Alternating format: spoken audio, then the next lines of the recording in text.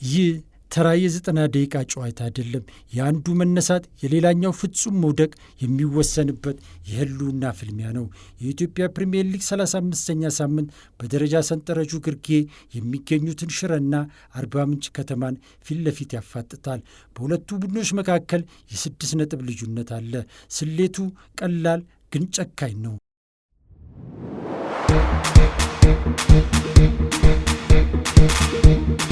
ሽረ ካሸነፈ አርባ ምንጭ ገና 3 ጨዋታ እየቀሩት ከሊጉ መውረዱን ያረጋግጣል።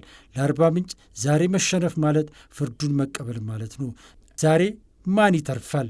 ማንስ የመጨረሻው ገደል ይውጠዋል? የሚለውን የቅድመ ጨዋታ ትንታኔን ይዘን ቀርበናል። መላኩ ወልደሰንበት ነኝ።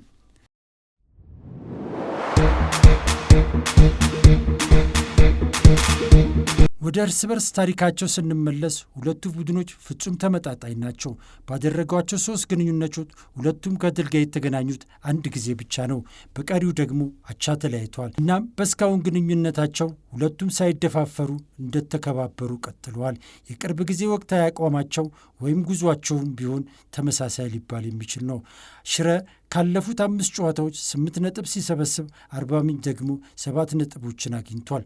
ነገር ግን ሜዳ ላይ ስንወርድ ያጨዋወት መንገዳቸው የተለያየ ነው።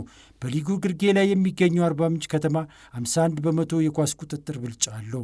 በጨዋታ በአማካኝ እስከ 7 የጎል ሙከራዎችንም ያደርጋል። ይሁን እንጂ ትልቁ ድክመቱ ተከላካይ ክፍሉ ላይ ነው። በጨዋታ በአማካኝ 1.21 ጎል ይገባበታል። ጎሉን ሳያስደፍር የመውጣት ወይም የማስጠበቅ ስኬቱም ቢሆን 29 በመቶ ብቻ ነው። በአንጻሩ 17ኛ ደረጃ ላይ የሚገኘው ሽረ ኳስን ብዙም ባይቆጣጠርም ተከላካይ ክፍሉ ግን በቀላሉ የማይደፈርና የ41 በመቶ ጎልን የማስጠበቅ ጥንካሬ ያለው የጠንካራ ተከላካይ ክፍል ባለቤት ነው። ሽረ ጥቂት ሙከራዎችን ማለትም በጨዋታ 5 ብቻ የሚያደርግ ግን የመከላከል አጥሩን አጥብቆ አጋጣሚዎችን የሚጠብቅና የሚጠቀም ቡድን ነው።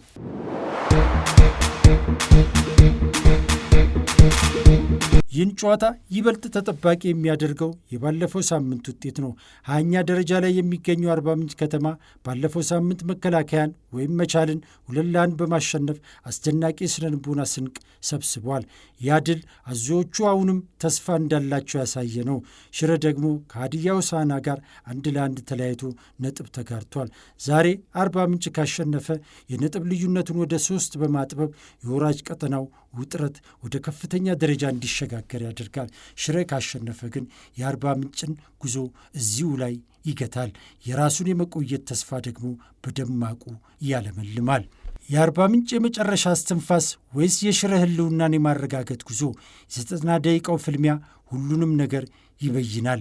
ለመሆኑ የእርሶ ቅድመ ግምት ምንድን ነው? አርባ ምንጭ ታምስ ሰርቶ ሕይወቱን ያራዝማል ወይስ ሽረ የአዞዎቹን ጉዞ በይፋ ይቋጫል? ሐሳባችሁን በኮሜንት ላይ አጋሩን። ቪዲዮውን ላይክና ሰብስክራይብ ማድረጋችሁን አትርሱ። በሚቀጥለው ዘገባ እስክንገናኝ ቸር ያቆየን።